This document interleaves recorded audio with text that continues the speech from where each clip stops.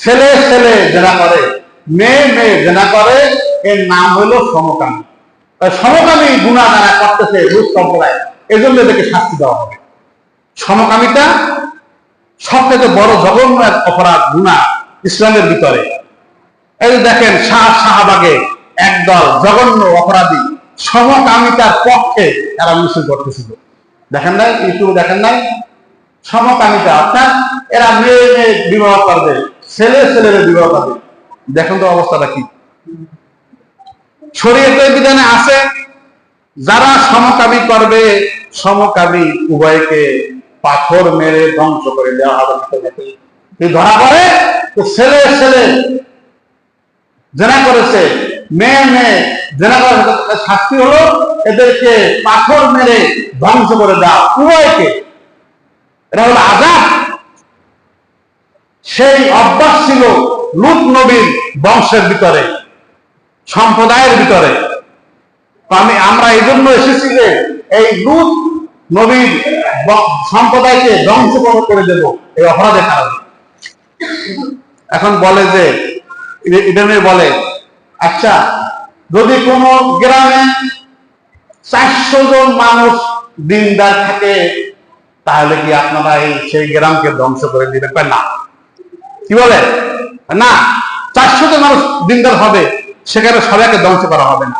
তো নবী আর বলে, যে গ্রামে 300 জন মানুষ দিনদার আর সবাই এই গুনাহে লিপ্ত, তবুও কি আপনি সবাইকে ধ্বংস করেন? না, 300 জন দিনদার থাকা অবস্থায় আমরা সেই গ্রামকে ধ্বংস করবো না। আরো বলে, তো 200 লোক থাকে, না ধ্বংস করবো না। এখন বলে যে গ্রামে লূত নবী আছেন, নবী যে গ্রামে আছে, তবু কি সেই লূত নবীকে ধ্বংস করতে পারেন? না, লূত নবীকে আমরা ধ্বংস করবো না। লূত আলাইহিস সালামকে এবং তার পরিবারকে আমরা হেফাজত করবো, রক্ষা করবো, তাদেরকে দূরে সরাই দিয়া তারপরে সেই গ্রামকে আমরা ধ্বংস করে দিব। তো ধ্বংস আমরা করবই করবো। লূত নবীকে আমরা দূরে সরাই দেব, তার সন্তানদেরকে দূরে সরিয়ে দেব, এরপরে ওই আযাব দেব গ্রামের উপরে। আল্লাহু আকবার। তো ইব্রাহিম নবীর ছোট সন্তান হলো ইসহাক, বড় ছেলে হলো ইসমাইল। তো ইসহাকের ঘরে, ইসহাকের বংশ থেকে 70,000 নবী এসেছেন। সুবহানাল্লাহ।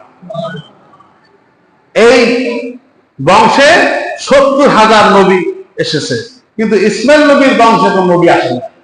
নবী কি সন্তান 2 জন, 2 স্ত্রী, হাজারার সন্তান ইসমাইল, সারার সন্তান ইসহাক। ইসহাকের বংশের ভিতরে 70,000 নবী আল্লাহ পাঠিয়েছে, 70,000 নবী। কিন্তু ইব্রাহিমের বংশে নবী পাঠান নাই, একজন নবী পাঠিয়েছেন মাত্র, তিনি হইল বিশ্ব নবী, আখি নবী, রাহমাতাল লিল আলামিন। সুবহানাল্লাহ। একজন পাঠাইছে, আর পাঠান নাই।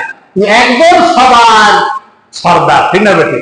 সমস্ত নবীর কি সাইয়্যিদুল আম্বিয়া, খাতামুন নবিয়্যিন, এমন একজন নবী আল্লাহ তাআলা পাঠিয়েছেন ইসমাইলের বংশে, যে নবী সমস্ত নবীদের সর্দার, সমস্ত নবীদের নেতা, যে নবীকে না বানাইলে আল্লাহ তাআলা দুনিয়াতে কিছুই বানাইতেন না।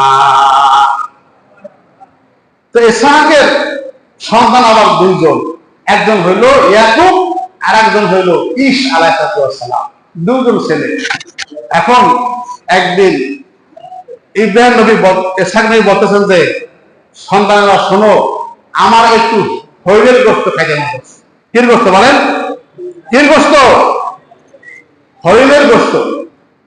দেখেন, যখন বাপ মা বুড়া হয়ে যায়, তখন তাদের কিন্তু খাইতে অনেক কিছু মনে চায়, ঠিক না বেটি? খাওয়ার প্রতি আগ্রহ সৃষ্টি হয়। আব্বা তো বুড়া, দেখতেছি এটা খাইবে ওটা খাইবে, বাবা বলে যদি খাওয়ার জন্য খুব আগ্রহ। তো এই জন্য যখন বাপ মা বুড়া হয়ে যায়, তখন তাদের অন্তরে খাওয়ার প্রতি আগ্রহ সৃষ্টি হয়, ভালো ভালো জিনিস খেতে মনে চায়, মাছের মাথা, বিভিন্ন ফল ফলাদি খাইতে মনে চায়। তো ইসহাক নবী বলেন যে, বাবারে, আমার হরিণের গোশত খাইতে মনে চায়। এখন ইসহাক নবী তার সন্তান ইশকে খুব বেশি ভালোবাসে। তা বাবা যাও ওই জঙ্গলে যাইয়া হরিণ নিয়ে আসো, হরিণ শিকার করে নিয়ে আসো। কিন্তু মা ভালোবাসতো বেশি ইয়াকুব নবীকে। মা কি কথা কয় না, মা ভালোবাসতো কাকে? ইয়াকুব নবীকে। আর বাবা ভালোবাসতো ইশ নবীকে। দুই সন্তান। এখন মা শুনছে, শুনে বলে বাবারে শোনো, ইয়াকুব শোনো, তোমার ভাই জঙ্গলে গিয়েছে হরিণ শিকার করার জন্য। হরিণ শিকার করে আনলে বাবারে খাওয়াবে। আর বাবাই বলছে যে আমাকে হরিণের গোশত খাওয়াইতে পারবে, আমি তার জন্য এমন এক দোয়া করব যে দোয়াটি আমার বাবা ইব্রাহিম নবী করেছিলেন। সুবহানাল্লাহ। বুড়ো বয়সে বাপ মা যখন অসুস্থ হয়ে যায় তখন তারা কিন্তু যে সন্তান খেদমত করে তার জন্য দোয়া করে যায়। চিন্তা ব্যক্তি কথা বলে না। আহা, বাপ মারে মনে করে বোঝা বোঝা, দূর এটি এখন মরে না, এটি আমার আল্লাহ এদের নেয় না। চিন্তা ব্যক্তি। অথচ না, বাপ মা হইল সংসারের মধ্যে সবচাইতে রহমত, সবচাইতে বরকত। পিতা মাতার উসিলায় সংসারের মধ্যে আল্লাহ পাক রহমত নাজিল করেন, বরকত নাজিল করেন। তাদের দোয়ার উসিলায় সন্তানের কোনো বিপদ আসে না, আপদ বালা আসে না, মুসিবত আসে না, তাদের দোয়ার উসিলায়। হাদিস শরীফের মধ্যে এসেছে সালাহাতুন মুস্তাজাবাতুন লা শাক্কা ফিহিন্না। তিনজন ব্যক্তি আছে তাদের দোয়া আল্লাহ পাক ডাইরেক্ট কবুল করে, অবশ্যই কবুল করে, কোনো পর্দা থাকে না। এক নম্বরে